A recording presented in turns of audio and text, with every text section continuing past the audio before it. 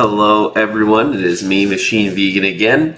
I like doing a couple different streams because the games are pretty short. So this is part 8. Yeah.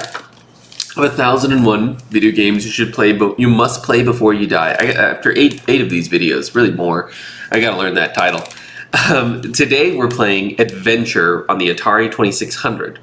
The original release date of 1979 with a platform of VCS, developer Atari, genre adventure. All the early adventure games on home computers were purely text-based. Players were typing commands such as go north, drink potion, throw a rock, kill snake, and subsequently be rewarded with a paragraph or two informing them of just how their plan had played out. You needed a keyboard to make them work properly. In other words, and unless you were a fan of computer fonts, there wasn't much in the way of spectacle along the way. Everything relied on imagination, a dangerous foundation on which to build a business. In 1979, however, all that changed when Atari effectively ported Will Crowther's legendary text adventure, Colossal Cave Adventure, to its VCS home console. Somewhat basic graphics replaced the time-worn prose. The VCS's controller stood in for the keyboard, and a rather primitive but wonderfully evocative genre took its first baby steps toward the elaborative and florid fantasy worlds available to today's players. A programming marvel at the time, the game fit into the space of just 4K. By way of comparison, the standard Google logo takes up 8K. Adventure also provided the gaming world with one of its first Easter eggs. Designer Warren Robinett, tiring of his years of anonymous toil spent on the coalface of game production, hid his name within one of the game's rooms. A chamber that can only be opened by using a single pixel key known as the dot. Stiff as the challenge was and slight the reward, it wasn't long before someone had uncovered the secret and told everyone about it. Proof that even in the early days of the genre, adventure games were already capable of generating real devotion in their audiences. Some things never change. The pace of this book sometimes is a bit strange, and the grammar is a bit strange. Maybe need a better proofreader, but the gist is there. This is Adventure. I'm using retrogames.cz in order to play this.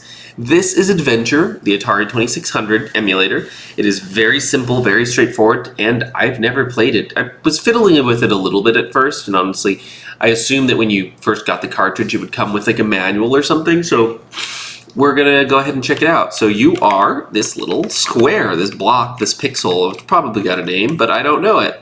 And as you touch things, it opens them. It picks them up, and then you can go into these rooms. So you can see here, I've already got the yellow key, and I figured out if I press spacebar, and there's actually, the controls on the right there, that it'll drop it. So I'm supposed to roll around and check it out. And so Adventure, this is Adventure right here. It is actually, again, I've said it once, I've said it again, and I'll keep saying it again. This game, in my opinion, doesn't suck. I've previously said that, some people might look at games like this and think, oh, well, this is boring and this and that. And if it was Pong or if it was really rudimentary games, then I would agree with them. But if they said Adventure was boring, I don't think I'd agree with them. I just read an article, and I think it's available. You can play Adventure on the iPhone now. They have an iPhone app. They have an iPhone app, so you can go ahead and play it and game reset because I can't move. They have an iPhone app, so you can play Adventure on the iPhone. And honestly, it is pretty cool. Honestly, it's fun. You've got this maze. You've got this little pixel dealio that you're playing with, and you have these dragons that are following you all around, trying to sabotage you. And although you don't necessarily have lives that you can lose, you do get stuck when the dragons capture you. As you can see here, I keep getting stuck. And so I watched just a little bit of another gameplay of this game going because I needed to know what was happening. Again, I think that these used to come with manuals, but in this case, maybe mine got lost. So this is pretty fun, honestly. It may look super rudimentary, but you needing to remember where and how the puzzles work, where you can go, where you can't go, how the enemies interact with you, how to escape some of them. Damn, this is hard. How to go about capturing it. And so there is I wonder if I can go up. No, if I go up here, it just leads me to the same place. This is something that actually does really kind of astound me, because we are, like it said in that book, this is 4 kilobytes of kibibytes, kilobytes, whatever y'all want to call it, of data, of gameplay that you can actually do something with. And so I am playing an interactive video game on a console that no longer exists. I should say that obviously the Atari 2600 exists, but the company doesn't exist anymore, right? And so this, I learned, is a sword. Aha! See, look at that. That's I learned that from the video I had watched, because I was like, what am I supposed to be doing? And I guess this is the trophy, and I don't know what it's supposed to be, honestly. So we've already got the black key there. And there's a magnet there's a magnet here. So I'm gonna grab the magnet, and it'll draw everything to it. Let me see. Oh no! Don't capture me!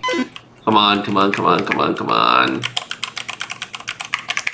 Yeah, it's gonna capture me right there. This is actually pretty hard.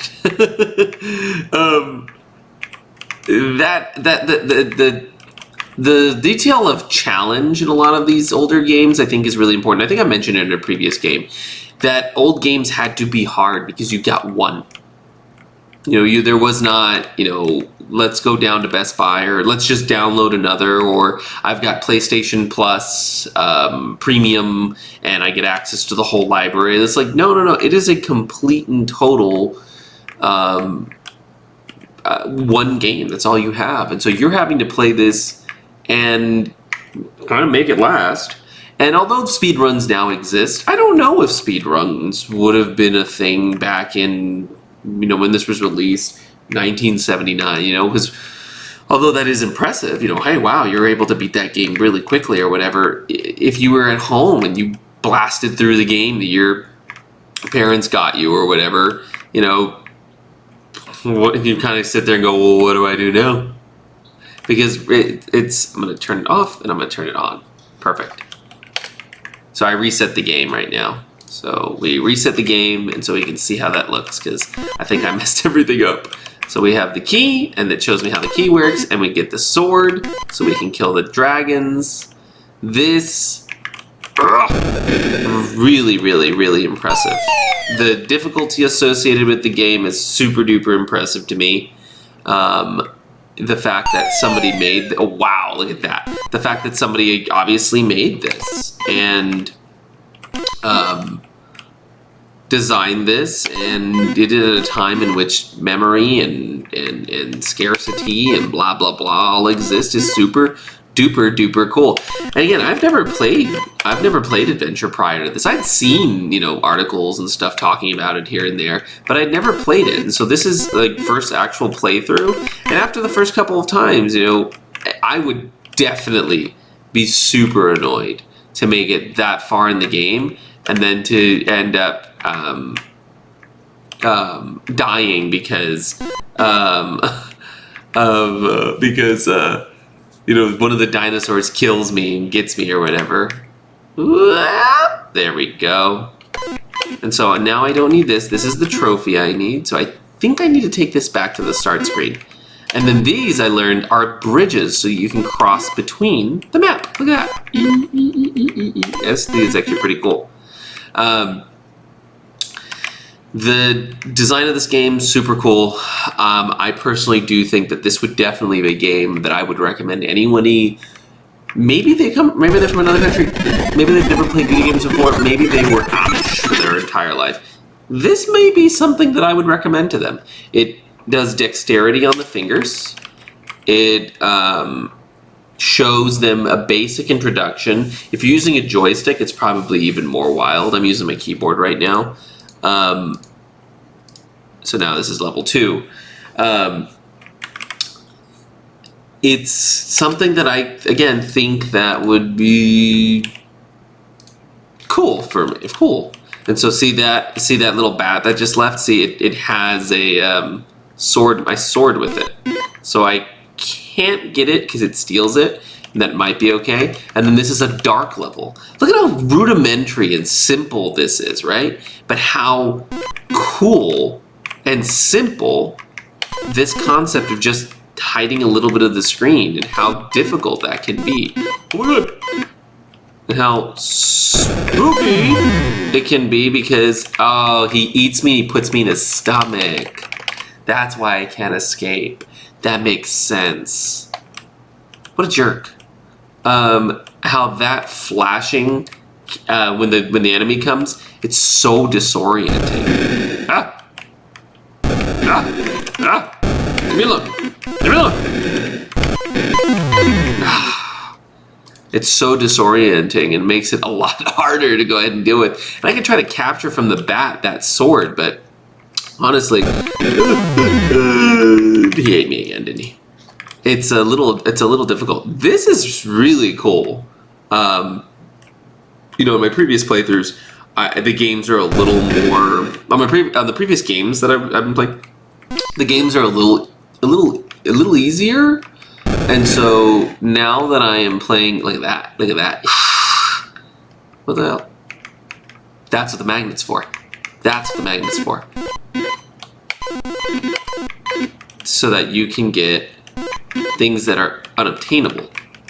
There it is. This on the other games it's kind of mindless the way no! The way that you can the Batman. It's kind of mindless the way you can go ahead and play some, oh man, damn it. Some of the games. In this case, this is taking a lot more brain power. Because I am having to take that. Just kill the dinosaur. Okay, there's the key. There's the key. There's the key. Okay. Alright, come on. Come on. Come on. It's taking a lot more brain power for me to go ahead and be able to do this at the same time. Usually I'm rambling, clambling, and whatnot, right? But not now. I am trying to make it through this super easy, rudimentary, simple game. But it's, you know, I keep kind of saying that, but it's not easy. It is rudimentary. It is simple, but it's not easy. And I think showing this to the modern day and going, okay, play this, and they go, yeah, I can go ahead and figure it out. I think they can get the hang of it. I think a lot of people who play video games in the modern day will get the hang of the game. But I think not a lot of them will be able to speed run this right off the bat. I think a lot of people get that in their head. Oh, that's an easy game. Those are grandpa's games. I can go ahead and just blow out that game like it's no big deal or whatever. But I do think that this is something that is not going to be easy for most people to go ahead and play.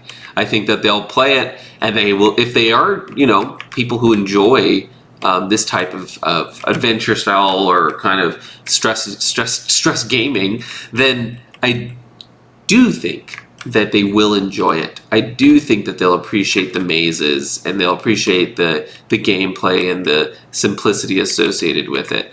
Although it not being overly simplistic, you still need skills and the abilities, and I'm going to leave the key there just because I don't think I can take it. I don't think it's good for me to take it with me. Nope. Okay, I caught the bat, apparently. Okay, so now I can't go down there. I think it's cool to be like, yeah, you know, this is totally the game from my childhood. This is the one I used to play. This is how we used to play it. Oh yeah, we had the modulator, the RF modulation, and blah, blah, blah. And this is so disorienting to play. The blinking makes it so much harder. No! He took my bridge.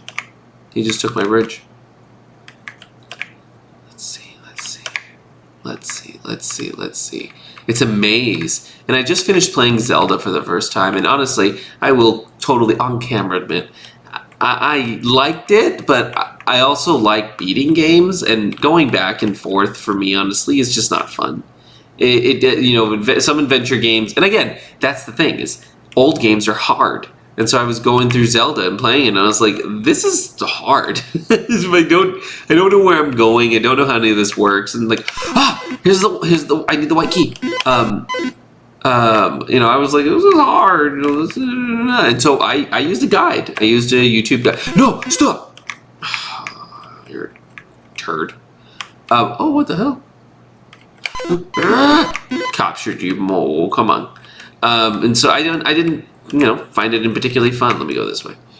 Until I, popped at a game guide and I was like, okay, this is actually super fun. I kind of played it on like, you can consider it honestly like a cheat mode. I looked up the locations of the dungeons and how to go about them. Because again, I don't know if it's an unpopular opinion, but I didn't find it as a pleasant experience, just kind of discovering it on my own.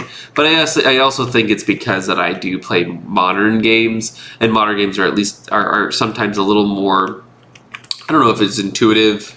It's probably honestly easier because modern games give you objectives, and then like in Ghost of Tsushima, you have the wind that'll tell you where the objectives are, and you can go ahead and just kind of go around and whatever. So why did you pick up a dinosaur? You jerk. So in this case, there's no clear objective that I'm particularly going with in this case. So when I do see this style, it is harder. It is more difficult. No, I don't need the sword right now. I need the key that you just took. What a jerk. Okay, hold on. Okay, where are you, Batty? Where are you, Bat? This is... Oh, okay. So you have the dinosaur in your hand. Yes! You dropped the key. Okay. I would like to go in now. Thank you. No! No! Leave me alone. Damn it. He ate me. Okay, so now I have to remember, you go down, and then you go right, you go down. The bat has the sword, I think. I actually don't remember. Yes, he does. Okay, at least I know he keeps coming around. There you are. Ah! I will wait patiently until he comes back around. Okay, and bam. Thank you. Let's go, Batty McGee. Jerk McGee. Okay. Nice. Yeah, I don't need that. I don't need the white key right now. Okay, I don't need the sword right now, as far as I know. Go nuts, dude. Okay. Oh, I might have to bring the bridge over here. I might have to bring the bridge over here. Yeah, I have to bring the bridge over here. Because there's no way for me to get anywhere without it. So I have to leave the key there. I hope the bat doesn't take it like the jerk that it is. Okay, come on. Okay. Where am I? Nope. I'm in the wrong side. I'm in the wrong side.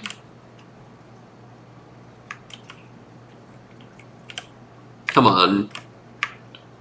I'm sure some of you are looking at this. How can you keep getting lost? Well, you know what? You play.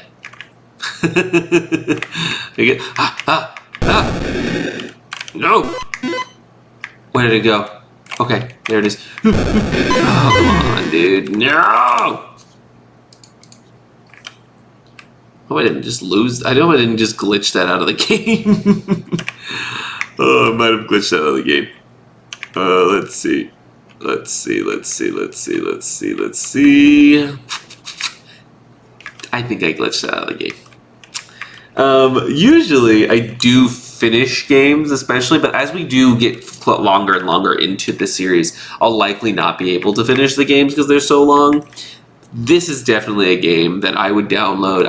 My wife just got a Steam Deck, and so I've been playing Fallout. Not Fallout. Although I did get New Vegas on it again, so I could replay that. That was fun. But I got. I've been playing Half-Life. I've been playing Half-Life 2 on it again. I don't know how many times I've played Half-Life, but I've played Half-Life a lot. And so this is probably a game I'd like to play on a mobile kind of situation. And so this one was pretty straightforward. This is super impressive. The enemies, this is a game that I think that you could reskin and it would still hold up today because of how simple, but also how difficult it is. Where did I get that black key? How difficult it is for certain things here and there. So that's the video. Honestly, it's pretty straightforward. Very, very fun. I would say Adventure is a game that I would say everyone should play. Thanks for watching. Thanks for subscribing. Thanks for liking. Thanks for commenting. Thanks for doing all of that. I'm here to go ahead and share. I'll see you later. I'll see you in the next stream.